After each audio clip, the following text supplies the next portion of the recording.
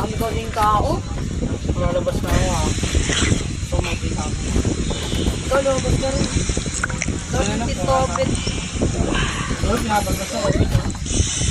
Ang ina niyo, palayasin ko kayo dito sa lupa ko. Robert, wala kang lupa rin ko. Napakagit yung Piero. Ano po? Hoy, mag-ipon na kayo ng pambayad sa tax, ha? Ano yung tax ko? Ano? May tax ang bahay. Ang lupa natin. Sabi niyo, baka i-refill ko na. Yung tax ang nagiging budget ng barangay.